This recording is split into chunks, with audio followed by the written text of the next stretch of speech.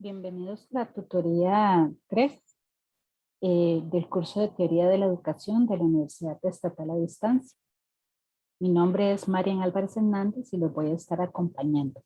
En esta tutoría se van a desarrollar el contenido de 2 capítulos, el de Tecnologías de la Información y Comunicación y Fundamentos de Teoría del Aprendizaje. Para poder elaborar esta tutoría, se utilizó como fundamento el libro de Randall Carrera Omaña, Teoría de la Educación, Innovaciones de un Mundo Cambiante, de Editorial La UNED. A continuación voy a explicar y desarrollar algunos contenidos desarrollados en este capítulo denominado Teoría de la Educación en los campos de las tecnologías de la información y la comunicación. Las tecnologías de la información, ¿cómo las podemos entender rápidamente? Refiere a todos aquellos dispositivos tecnológicos, ya sea a nivel de hardware o software, que permiten editar, producir, almacenar, intercambiar y transmitir datos. Las tecnologías de la información tienen ámbitos de ejecución, por decirlo así. Carrera señala 3, que es la informática, las telecomunicaciones y las redes de comunicación. Las tecnologías de la información tienen un conjunto de características, entre ellas la inmaterialidad, la interactividad, la interconexión, la instantaneidad y la penetración. Este último refiere a que las tecnologías de la información han permeado cada una de las lógicas y dinámicas en la cual el ser humano se encuentra hoy en día. En términos de tecnologías de la información, podemos analizarla o comprenderla a partir de un contexto sociocultural. Dentro de un ámbito social, las tecnologías de la información han detonado procesos que van a marcar la historia de la humanidad. Por ejemplo, la producción y difusión del conocimiento hoy en día es muchísimo más rápido. La información se ha transformado en un motor para el desarrollo. En términos de comprensión del desarrollo de la humanidad, se habla hoy en día de nativos digitales, es decir, personas que ya crecieron con estos procesos de manera natural. Las tecnologías de la información van a marcar los procesos de socialización del ser humano y se convierten en un espacio de encuentro distinto. En el ámbito cultural, permite una redefinición de la cotidianidad, de la transferencia de la cotidianidad. Al estrecharse las fronteras o de hecho diluirse las fronteras, existe una mayor posibilidad de que yo pueda compartir mi percepción de mundo, mis valores, mis costumbres. Y esto obviamente va a transformar en cómo yo me voy a comprender y cómo voy a comprender los otros. Y necesariamente eso va a traer un cambio en la estructura de los valores. Adicionalmente, también hay un término importante que Carrera lo establece dentro de este capítulo, que es sociedades de la información.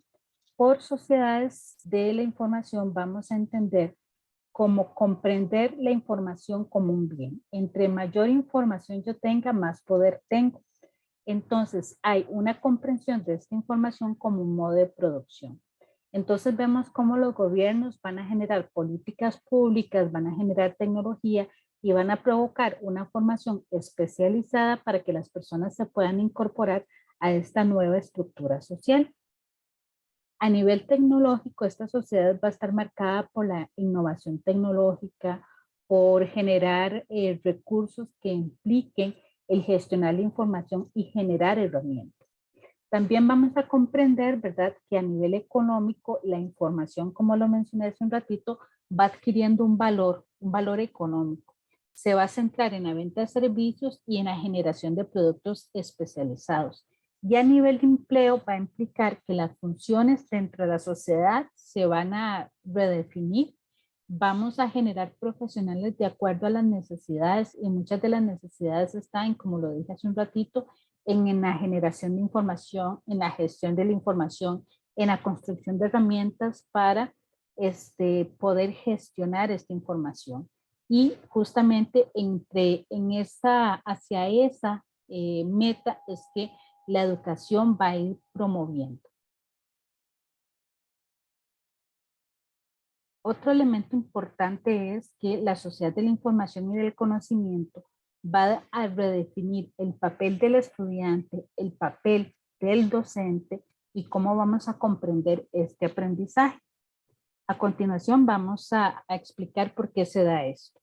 En primer lugar, Carrera señala que son por dos grandes fenómenos, que es el de la globalización, y la globalización va a detonar otro proceso que hoy en día se nos ha hecho muy claro, que es la brecha digital. La globalización se va a caracterizar, como ustedes lo pueden visualizar acá, por la libre acumulación de capital, por la eliminación de fronteras, por un valor importante a la información y a la tecnología, y esto va a afectar cada una de las esferas del ser humano, desde el espacio público hasta el espacio privado.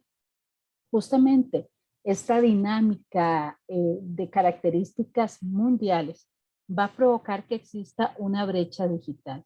La brecha digital no solamente consiste en que yo tenga acceso o no a la tecnología o que tenga acceso o no a un aparato. La brecha digital va a generar desigualdad, exclusión, y la exclusión se puede medir, por ejemplo, a nivel laboral. Producto de la pandemia, digamos que la brecha digital a nivel Costa Rica quedó muchísimo más clara. Hubo regiones a nivel país en donde la brecha, más que una brecha, era un abismo. Muchas personas quedaron excluidas del proceso educativo, muchos docentes inclusive quedaron excluidos del proceso educativo, y eso ha generado y aumentó la desigualdad social, por lo menos en este país y también a nivel mundial. Otro elemento importante es que esta nueva sociedad de información y conocimiento a nivel Costa Rica lo podemos ver que se han generado, no todo es negativo, por decirlo de alguna manera, se han generado mejores condiciones para promover los derechos humanos. Y un derecho humano importante está marcado por esta ley, la 8661, que hace referencia a la accesibilidad. Y esta ley 8661 habla sobre la Convención sobre los Derechos de las Personas con Discapacidad, que prácticamente lo que busca es resguardar 4 principios importantes. El desarrollo máximo de la personalidad, ¿verdad? El apoyo en su forma de educarse, apoyos personalizados que se ajusten a las necesidades, un desarrollo económico y social. Justamente la tecnología ha permitido que estos apoyos se caractericen, según señala Carrera, de 4 tipos: los básicos, los mecánicos, los complejos y los de acceso a ordenador. Los básicos refieren prácticamente a ayudas que lo que ayudan es a mejorar la expresión oral o escrita, y regularmente está asociado con sistemas pictográficos.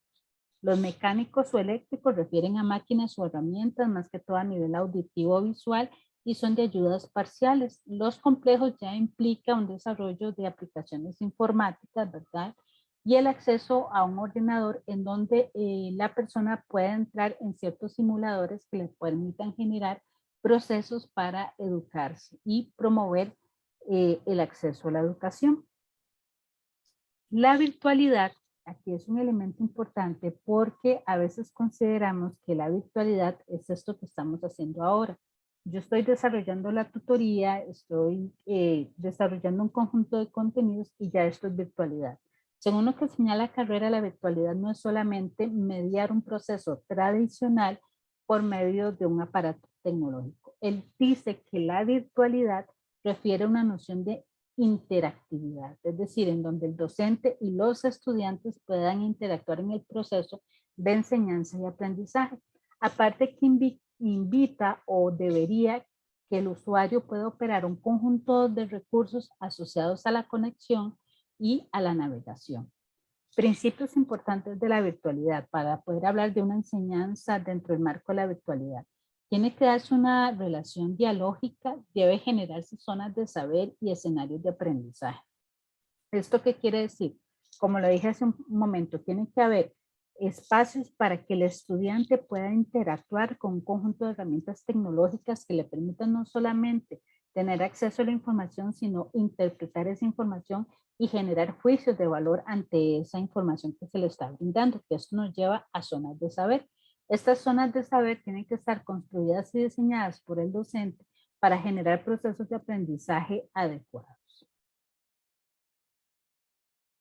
En el siguiente capítulo, en donde Carrera habla sobre los fundamentos de las teorías de aprendizaje, ¿verdad?, que es el capítulo 5 y final de la unidad didáctica, hay un término muy importante que nosotros utilizamos día a día como futuros docentes o docentes ya en ejercicio, que es la transdisciplinariedad. Y es importante entender la complejidad de este término dentro de la teoría de la educación, porque señala Carreras que la transdisciplinariedad consiste en una construcción en conjunto que ofrezca una visión integral de las diferentes situaciones en las que se encuentra un ser humano. Entonces, hace un minuto, por ejemplo, hablaba de las personas con discapacidad.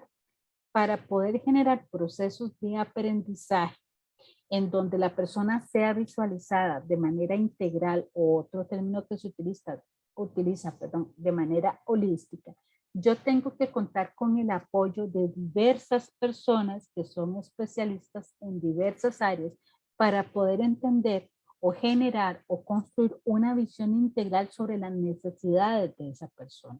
Entonces, la transdisciplinariedad no consiste en que cada área aporta, no. Sí, efectivamente cada área aporta, pero entonces, ¿dónde está la transdisciplinariedad? Cuando cada una de esas áreas reconstruyen eso que yo quiero conocer, eso que es objeto de conocimiento para mí. Y en este ejemplo que les estoy brindando, son las necesidades específicas de esta persona con discapacidad. La transdisciplinariedad, señala Carrera, es un saber de carácter integral que se enriquece con aportes de variadas disciplinas que conforman el conocimiento. Hay dos niveles muy importantes. Número uno, la transdisciplinariedad parte del principio de que el ser humano se encuentra en diversos niveles y cada uno está construido por múltiples factores y formas. Entonces, el conocimiento no es que yo haga un acercamiento al objeto de manera parcial, sino que el objeto yo lo veo, por decirlo, por dar un ejemplo, en dimensiones 3D. Entonces, una dimensión 3D es que yo veo todas las características, la profundidad del objeto. Eso es lo que hace la transdisciplinariedad. Si yo lo veo solamente desde un área del conocimiento, yo solo lo veo en una única dimensión, por dar un ejemplo. Y el ser humano, dentro de la parte epistemológica de la transdisciplinariedad, el ser humano no conoce de esa manera. El ser humano conoce de manera integral, de manera conjunta, ve el objeto en un sentido integral, de una forma completa. Y la transdisciplinariedad del conocimiento lo que lleva es a eso, a que el conocimiento permita que yo comprenda desde diferentes aristas lo que yo quiero conocer. Otro elemento importante de la transdisciplinariedad es la complejidad. La realidad es compleja porque en ella convergen relaciones internas y relaciones externas. Entonces, lo digo rápidamente, cuando yo estoy en un proceso de aprendizaje, no solamente soy yo interactuando con esto que yo quiero conocer, sino que también en cierta forma ese objeto y el entorno de ese objeto tiene que ver con el proceso de aprendizaje, con esas relaciones internas. Hay un conjunto de relaciones internas que hacen que yo, Marian Álvarez, pueda conocer algo en específico, ¿verdad? Pero yo no me acerco de manera objetiva y fría, sino que yo me acerco con todas las emociones, con todos los componentes culturales, con toda mi condición de género a conocer ese objeto. Ese objeto no solamente se encuentra ahí, ¿verdad?, puesto, inocuo, sino que ese objeto está ahí con una intencionalidad, ese objeto interactúa con la misma realidad que yo estoy interactuando. Entonces, por eso es la complejidad que señala Carrera del conocimiento.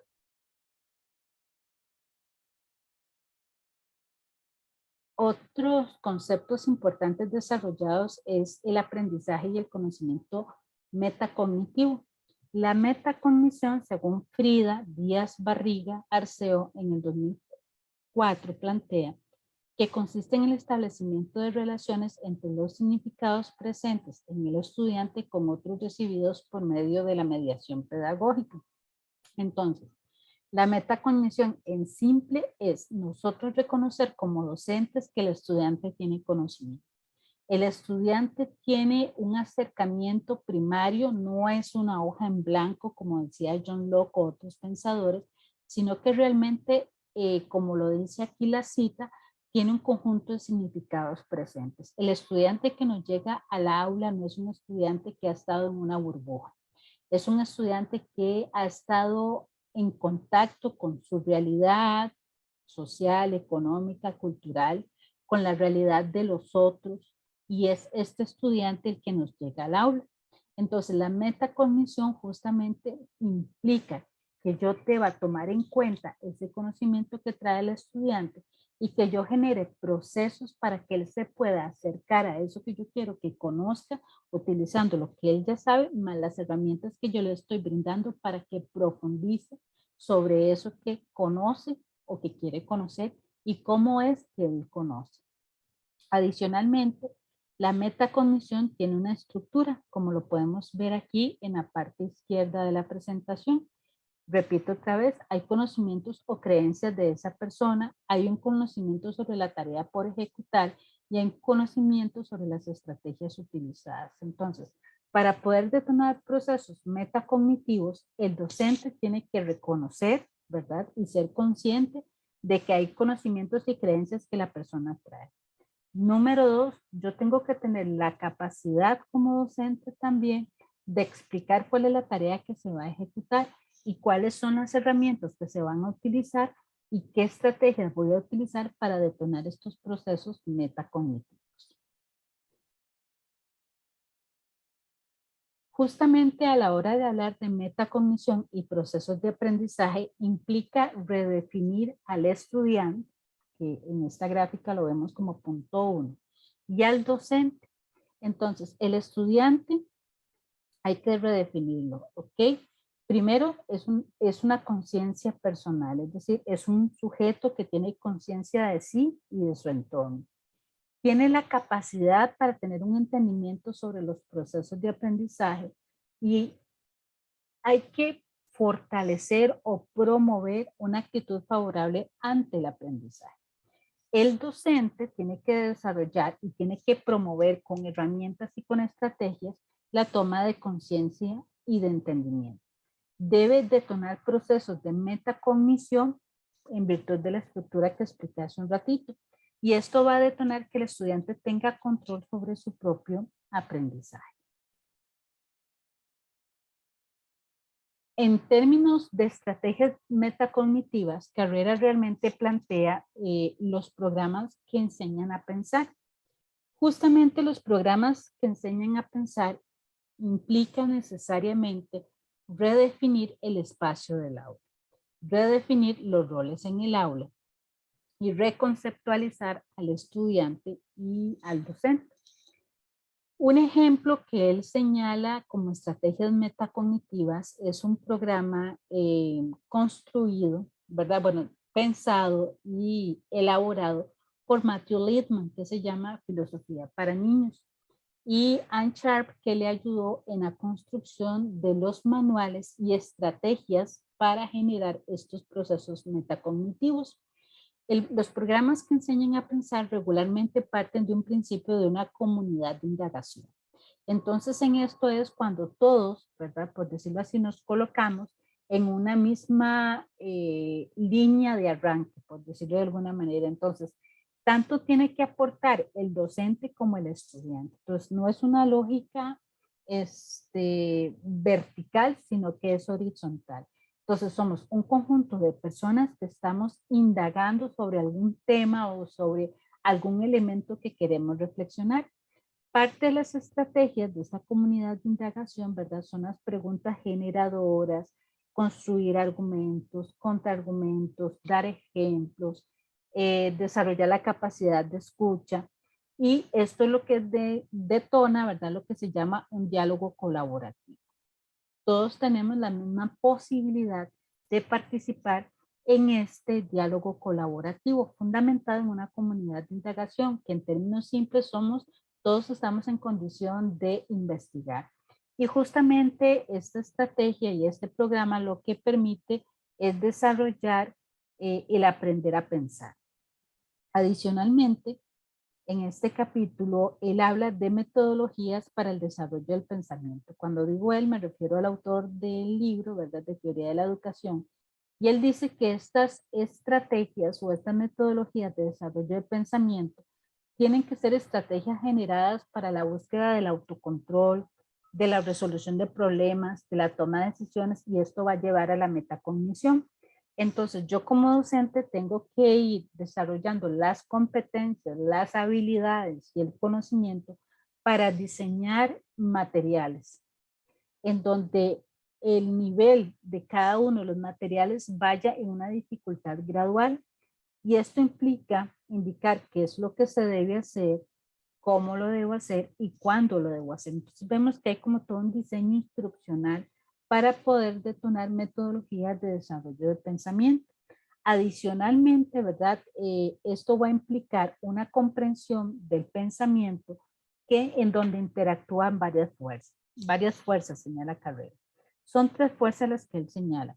Las fuerzas culturales, ¿verdad? Todas las instituciones, las prácticas y las creencias con las cuales yo me acerco al aula. Cuando digo yo me acerco al estudiante y el docente. Hay fuerzas locales, ¿verdad? Hay un conocimiento que yo adquiero, que interactúo con él, un conjunto de valores, una percepción de mundo, de la vida cotidiana y también mis experiencias internas. Entonces, la interacción de estas fuerzas junto con un diseño de material, junto con estrategias que promuevan el autocontrol, la resolución de problemas, la toma de decisiones y la metacognición, es lo que va a desarrollar metodologías para el desarrollo del pensamiento.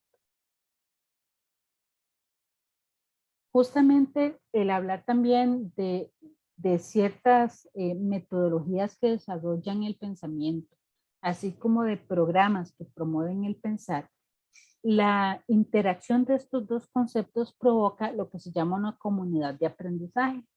Entonces, ¿cómo podemos definir esta comunidad de aprendizaje? Señala Carrera, citando a otros autores, son comprendidas como contextos en donde los alumnos aprenden por su participación e implicación y colaboración con otros estudiantes. Entonces vean que las comunidades de aprendizaje no es que yo me siento y escucho la información que me brindan y repito, sino que implica que yo tengo que participar, yo tengo que implicarme en el proceso y yo tengo que colaborar junto con nosotros a generar ese aprendizaje con el profesor y con otros alumnos. Entonces ustedes pueden ver acá que no se trata que el profesor yo nada más digo lo que hay que hacer, sino que yo me tengo que incorporar en ese proceso y en ese desarrollo del pensamiento. En procesos legítimos de investigación y de construcción colectiva de conocimiento, tanto en cuestiones personales como socialmente importantes. Entonces, las comunidades de aprendizaje son dinámicas, implican incorporarme al proceso, tanto el estudiante como el docente, implican procesos de investigación.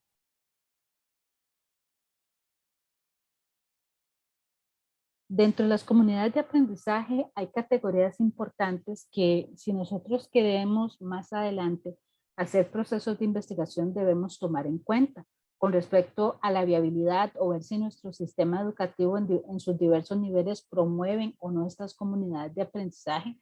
Está el asunto de que si realmente se dan procesos de realimentación y promueven la autonomía, si realmente esta comunidad de aprendizaje tiene metas compartidas, resuelven problemas genuinos, hay una construcción de la identidad y hay una construcción colaborativa del conocimiento. También es importante, un elemento importante de estos capítulos es la comprensión del conocimiento. El conocimiento yo lo puedo entender en diferentes dimensiones. Señala Carrera citando a otros autores y autoras. Señala Carrera que está la dimensión filosófica, que es cuando el conocimiento se concibe al igual que un conjunto de creencias erradas o ciertas en un sujeto o una colectividad, ¿verdad? Entonces, a nivel filosófico, el conocimiento busca, ¿verdad? La filosofía busca verificar el origen de esas creencias, ya sea a nivel individual o colectivo. También un conocimiento a nivel organizacional que está asociado con información, que esta es considerada valiosa dentro de la misma y se convierte en un punto clave para el desarrollo de las acciones grupales e individuales. La comprensión o la dimensión del conocimiento como un proceso en donde se le asigna un valor a la información que se va a utilizar como punto de referencia, y el conocimiento, una dimensión práctica que se trata en la verificación de creencias cognitivas de un determinado contexto. Entonces, la interacción de cada una de estas dimensiones nos permite entender, tener una comprensión muchísimo más completa de lo que es el conocimiento. Entonces, el conocimiento implica creencias, implica manejo de la información dentro de un contexto y organización, implica que cierta información es un punto de referencia para dotar de identidad o no a una persona y tiene que ver con la verificación de esas creencias. Muchísimas gracias por la atención brindada y espero que la explicación de estos contenidos les permitan desarrollar las evaluaciones pendientes.